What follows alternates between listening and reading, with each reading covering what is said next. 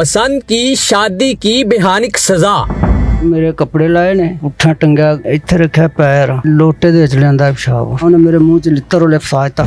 ससुराल वाले मुबैना तौर पर लड़के को करंट लगाते रहे और पेशाब भी पिलाते रहे। जिसकी ये हालत ही सिर्फ सांसें चल रही थी। ਤੁਸੀਂ ਦੱਸਦੇ ਹੋ ਕਿ ਮੇਰੇ ਨਾਲ ਬੜੀ ਜ਼ੁਲਮ ਮੇਰੇ ਨਾਲ ਹੋਇਆ ਹੈ, ਮੇਰੇ ਨਾਲ ਜ਼ਿਆਦਤੀ ਹੋਈ ਹੈ, ਮੇਰੇ ਸਸੁਰਾਲ ਵਾਲੇ ਮੈਨੂੰ ਲੈ ਗਏ ਨੇ, ਉਹਨਾਂ ਨੇ ਮੈਨੂੰ ਮਾਰਿਆ ਹੈ, ਮੈਨੂੰ ਕਰੰਟ ਲਗਾਇਆ, ਮੈਨੂੰ ਹੱਤਾ ਕਿ ਪਿਸ਼ਾਬ ਪਿਲਾਇਆ ਉਹਨਾਂ ਨੇ, ਤੁਸੀਂ ਕਹਿੰਦੇ ਹੋ। ਜੀ ਮੈਨੂੰ ਇਹ ਦੱਸੋ ਤੁਹਾਡੇ ਨਾਲ ਵਾਕਿਆ ਕੀ ਹੋਇਆ? ਸਰ ਅਸੀਂ ਘਰ ਸੁੱਤਾ ਪਿਆ, ਮੈਂ ਆਪਣੇ ਬੱਚਿਆਂ ਦੇ ਕੋਲ ਤੇ ਰਾਤ ਆਏ ਨੇ। ਅੱਛਾ, ਤੁਸੀਂ ਦੋ ਸ਼ਾਦੀਆਂ ਕੀਤੀਆਂ? ਹਾਂ, ਦੂਸਰੀ ਕੁੜੀ ਨੇ ਮੇਰੇ ਨਾਲ ਸ਼ਾਦੀ ਕੀਤੀ ਸੀ। ਠੀਕ ਹੈ। ਅਸੀਂ ਜਾਨੀ ਕਿ ਮੇਰੀ ਦੋ ਬੇਟੀਆਂ, ਇੱਕ ਮੇਰੀ ਬੇਗਮ ਆ। ਅਸੀਂ ਚਾਰ ਜੀ ਅੰਦਰ ਪਏ ਆ। ਅੰਦਰ ਆਏ ਨੂੰ ਬੂਹੇ ਨੂੰ ਧੱਕਾ ਮਾਰਿਆ। ਅੱਛਾ। ਮਾਰ ਕੇ ਅੰਦਰ ਦਾਖਲ ਹੋ ਗਏ ਨੇ। ਉਹਨਾਂ ਮੇਰੇ ਤੇ ਕੱਪੜਾ ਪਾਇਆ। ਅੱਛਾ। ਪਾ ਕੇ ਤੇ ਉਹਨਾਂ ਜਨਾਬ ਜੀ ਮੈਨੂੰ ਫੜ ਲਿਆ, ਉਦੋਂ ਦੀ ਬਾਹੀਂ ਤੋਂ ਪਿੱਛੋਂ ਬੰਨ੍ਹ ਦਿੱਤੀਆਂ ਨੇ। ਤੇ ਮੇਰੀ ਬੇਟੀ ਦੀ ਮੈਨੂੰ ਆਵਾਜ਼ ਸੁਣੀ ਜੀ ਕਟੀਂਦੀ ਦੀ ਚਾਟ ਦੀ। ਫਿਰ ਮੇਰੀ ਬੇਗਮ ਨੂੰ ਨਾ ਮਾਰਿਆ। ਉਸ ਤੋਂ ਬਾਅਦ ਉਹਨਾਂ ਜਨਾਬ ਜੀ ਮੈਨੂੰ ਗੱਡੀ 'ਚ ਸੁੱਟ ਲਿਆ ਤੇ ਇਹਨਾਂ ਨਾਲ ਉਹਨਾਂ ਮੈਨੂੰ ਨਹੀਂ ਪਤਾ ਫਿਰ ਵੀ ਮਾਰਿਆ ਜਾਂ ਕੁੱਟਿਆ, ਜੋ ਕਰਤਾ। ਥੋੜ੍ਹੀ ਦੇਰ ਬਾਅਦ ਉਹਨਾਂ ਗੱਡੀ ਤੋੜ ਲਈ ਹੈ। ਇੱਥੋਂ ਗੱਡੀ ਜਦੋਂ ਟੁਰੀ ਹੈ ਤੇ ਮੈਨੂੰ ਗੱਡੀ 'ਚ ਮਾਰਦੇ ਗਏ, ਮੇਰੇ ਕੱਪੜੇ ਲਾਏ ਨੇ, ਲਾ ਕੇ ਉਹਨਾਂ ਫਿਰ ਮੈਨੂੰ ਨਾ ਪੁੱਠਾ ਟੰਗਿਆ, ਉਹ ਤਾਂ ਥੱਲੋਂ ਮੈਨੂੰ ਮਾਰਦੇ ਰਹੇ ਨੇ। ਠੀਕ ਹੈ। ਉਸ ਤੋਂ ਬਾਅਦ ਉਹਨਾਂ ਫਿਰ ਮੈਨੂੰ ਥੱਲੇ ਲਾਇਆ। ਕਿੰਨੇ ਬੰਦੇ ਕਿੰਨੇ ਸਨ? 8 ਬੰਦੇ ਅੰਦਰ ਘਰ ਦਾਖਲ ਹੋਏ ਨੇ ਤੇ ਉੱਥੇ ਜ਼ਿਆਦਾ ਸਨ। ਤੁਸੀਂ ਗਿਣੇ ਨੇ? ਹਾਂਜੀ, ਗਿਣੇ ਸੀ 8 ਬੰਦੇ ਜਿਹੜੇ ਅੰਦਰ ਦਾਖਲ ਹੋਏ ਨੇ ਨਾ। ਤੇ ਐਂ ਕਰਕੇ ਮੈਂ ਵੇਖਿਆ ਬਲਬ ਮੇਰਾ ਬਲਦਾ ਸੀ ਤਾਂ 8 ਬੰਦੇ ਕਲੀਅਰ, 8 ਬੰਦੇ। 3 ਹਥਿਆਰ ਵੱਡੇ ਨੇ, ਇੱਕ ਛੋਟਾ ਹੈ, ਪਿਸਤੌਲ ਹੈ। ਠੀਕ ਹੈ। 3 ਰਾਈਫਲਾਂ ਨੇ। ਜਦੋਂ ਉੱਥੇ ਥੱਲੇ ਉਹਨਾਂ ਮੈਨੂੰ ਲਾ ਲਿਆ। ਠੀਕ ਹੈ। ਲਾ ਕੇ ਤੇ ਇੱਥੇ ਮੇਰੇ ਰੱਖਿਆ ਨੇ ਸੋਟਾ ਰੱਖ ਕੇ, ਤੇ ਇੱਕ ਨੇ ਮੇਰੇ ਇੱਥੇ ਰੱਖਿਆ ਪੈਰ ਰੱਖ ਕੇ ਤੇ ਲੋਟੇ ਦੇ ਵਿੱਚ ਲਿਆਂਦਾ ਪਿਸ਼ਾਬ। ਉਹਨੇ ਕਿਹਾ ਵੀ ਆ ਹੁਣ ਪੀ ਪਿਸ਼ਾਬ ਹੋਣਾ, ਤੇ ਉਹਨਾਂ ਮੈਨੂੰ ਪਿਆਇਆ। ਉਸ ਤੋਂ ਪਹਿਲੇ ਮਾਰਦੇ ਰਹੇ? ਹਾਂਜੀ, ਮਾਰਦੇ ਰਹੇ ਨੇ। ਠੀਕ ਹੈ। ਉੱਥੋਂ ਉਹਨਾਂ ਨੇ ਫਿਰ ਮੈਨੂੰ ਚੁੱਕਿਆ, ਗੱਡੀ 'ਚ ਪਾਇਆ। ਉੱਥੋਂ ਫਿਰ ਉਹਨਾਂ ਮਾਰਨਾ ਸ਼ੁਰੂ ਕੀਤਾ।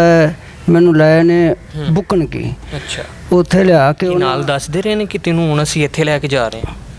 ਸੱਜੀ ਜਦੋਂ ਮੈਨੂੰ ਲੈ ਕੇ ਆਏ ਨਾ ਬੁੱਕਣ ਕੀ, ਉਦੋਂ ਅੰਦਰ ਜਦੋਂ ਲਗਾਇਆ ਮੈਨੂੰ ਛਿੱਕ ਕੇ ਲਗਾਇਆ ਨੇ, ਗਲਮੇ ਤੋਂ ਕੱਪੜਾ ਕੁਪੜਾ ਲੈ ਗਿਆ ਸੀ। ਨਹੀਂ, ਮੈਂ ਇਹ ਪੁੱਛ ਰਿਹਾ ਕਿ ਤੁਸੀਂ ਕਹਿ ਰਹੇ ਹੋ ਕਿ ਮੈਨੂੰ ਉੱਥੇ ਲੈ ਕੇ ਗਏ, ਮੈਨੂੰ ਇੱਥੇ ਲੈ ਕੇ ਗਏ। ਜਦੋਂ ਲੈ ਕੇ ਗਏ ਤੁਹਾਨੂੰ ਨਜ਼ਰ ਆ ਰਿਹਾ ਸੀ ਜਾਂ ਦੱਸ ਰਹੇ ਸੀ? ਨਜ਼ਰ ਆ ਰਿਹਾ ਸੀ। ਉਦੋਂ ਮੈਨੂੰ ਨਜ਼ਰ ਆ ਗਿਆ ਸੀ। ਜਦੋਂ ਮੈਨੂੰ ਛਿੱਕ ਲਗਾਇਆ ਨਾ, ਉਹਨਾਂ ਮੈਨੂੰ ਗਲਮੇ ਤੋਂ ਫੜ ਕੇ ਛਿੱਕਿਆ, ਕੱਪੜਾ ਲੈ ਗਿਆ। ਉਸ ਕੁੜੀ ਦਾ ਪਿਓ ਸੀ। ਉੱਥੋਂ ਫਿਰ ਉਹਨਾਂ ਮੈਨੂੰ ਕੁੱਟਦੇ ਮਾਰਦੇ ਰਹੇ ਨੇ। ਉੱਤੋਂ ਪੁਲਿਸ ਵਾਲੀ ਗੱਡੀ ਆਈ ਏ, ਉਹਨਾਂ ਨੇ ਗੱਡੀ ਦੀ ਆਵਾਜ਼ ਸੁਣੀ ਏ, ਉਹਨਾਂ ਦਾ ਮੇਰਾ ਮੂੰਹ ਵੀ ਬੰਨ੍ਹ ਦਿੱਤਾ, ਬਾਹੀਂ ਵੀ ਬੰਨ੍ਹ ਦਿੱਤੀਆਂ ਨੇ। ਠੀਕ ਹੈ। ਤੇ ਉਹਲੇ ਮੰਜੀ ਮੁੱਦੀ ਪਾ ਕੇ ਦੇ ਨਾਲ ਉਹਨਾਂ ਮੈਨੂੰ ਉਹਲੇ ਬੱਧਾ ਹੋਇਆ ਸੀ। ਤੇ ਉਹ ਬਾਹਰ ਭੱਜ ਕੇ ਆ ਗਏ ਨੇ ਅੰਦਰੋਂ। ਉਹਨਾਂ ਚੰਦਰਾ ਮਾਰੇ। ਉਹਨੇ ਕਿਹਾ ਬਾਹਰ ਪੁਲਿਸ ਆ ਗਈ, ਮੈਂ ਆਪੇ ਕਰ ਲਾਂਗਾ। ਇਹ ਮੈਂ ਸੁਣਦਾ ਉਹ ਬਾਹਰ ਆ ਗਿਆ। ਪੁਲਿਸ ਬਾਹਰ ਖਲੋਤੀ ਰਹੀ, ਅੰਦਰ ਦਾਖਲ ਨਹੀਂ ਹੋਈ। ਅਗਰ ਮੈਂ ਆਵਾਜ਼ ਮਾਰੀ ਹੈ, ਮੈਂ ਕਿਹਾ ਸਰ ਜੀ ਮੈਂ ਅੰਦਰ ਹੈਗਾ। ਉਹਨੇ ਮੇਰੇ ਮੂੰਹ 'ਚ ਲਿੱਤਰ ਉਹਲੇ ਫਸਾ ਦਿੱਤਾ। ਫਿਰ ਅਗਰ ਅੰਦਰ ਦਾਖਲ ਹੁੰਦੇ ਫਿਰ ਤਾਂ ਮੈਂ ਬਚ ਗਿਆ ਸਾਂ। ਉੱਥੋਂ ਉਹਨਾਂ ਮੈਨੂੰ ਫਿਰ ਜਦੋਂ ਪੁਲਿਸ ਚਲੀ ਗਈ, ਉਸ ਤੋਂ ਬਾਅਦ ਉਹਨਾਂ ਟੂਬ ਕਾਲੇ ਰੰਗ ਦੀ ਲਿਆਂਦੀ ਹੈ। ਉਹ ਉਹਨਾਂ ਮੇਰੇ ਉੱਤੇ ਹੀ ਕਰਕੇ ਬਲੇਟ ਕੇ ਤੇ ਆ ਮੇਰੇ ਸਿਰ 'ਚ ਚਮਚੇ ਮਾਰਦੇ ਰਹੇ ਨੇ। ਫਿਰ ਇੱਥੋਂ ਉਹਨਾਂ ਮੈਨੂੰ ਚੁੱਕਿਆ ਤੇ ਬਕੈਣੀ ਵਾਲੇ ਖੂਹ 'ਤੇ ਲੈ ਗਏ ਨੇ। ਉੱਥੇ ਫਿਰ ਉਹਨਾਂ ਕੋਈ ਮੇਰੇ 'ਤੇ ਕੱਪੜਾ ਨਹੀਂ ਪਾਇਆ, ਕੋਈ ਕੁਝ ਨਹੀਂ, ਉਵੇਂ ਸ਼ਰਾਮ। ਯਾਨੀ ਕਿ ਉਹਦੇ ਬੇਟੇ ਵੀ ਮੈਨੂੰ ਮਾਰਦੇ ਰਹੇ ਨੇ, ਉਹ ਆਪ ਵੀ ਮਾਰਦੇ ਰਹੇ ਨੇ, ਸਾਰੇ ਮੈਨੂੰ ਮਾਰਦੇ ਰਹੇ ਨੇ। ਜਿਹੜਾ ਵੀ ਆਉਂਦਾ ਸੀ ਉਹ ਮੈਨੂੰ ਮਾਰਦਾ ਸੀ। ਇਹ ਸਾਰਾ ਇੱਕ ਰਾਤ ਦਾ ਵਾਕਿਆ?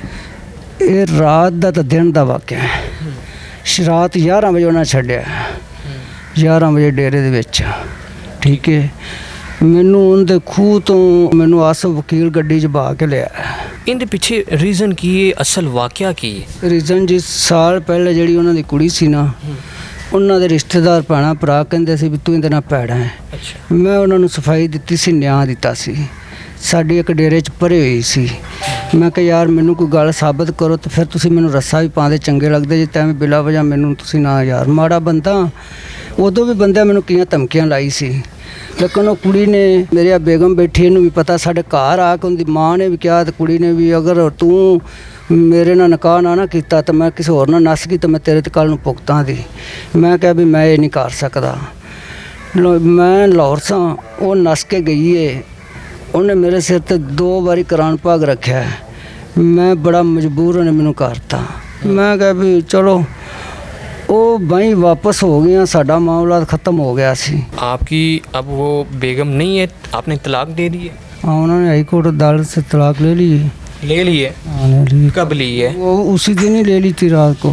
अच्छा, रात को ਲਈ दिन को ले ली थी उन्होंने। पासे चाटा मार गया ज़्यादा, इधर चाटा मारदा सी, ਕੰਨ ਤੋਂ ਫੜ ਕੇ ठीक है। ਹੱਥ में ਬੰਨ ਦਿੰਦੇ ਸੀ, ਚਾਟਾ ਮਾਰਦੇ ਸੀ। ਆ ਬੱਤੀ ਦਾ ਝਟਕਾ ਲਾਇਆ, ਬੱਤੀ ਦਾ ਝਟਕਾ ਵੀ ਲਾਇਆ ਨੇ। आपको कैसे पता चला कि ये जुल्म हमारे साथ हो गया, ये ज़्यादती हो गई है? किस तरह पता चला, फिर किस तरह लेके आए, वो सारी कहानी बताएं।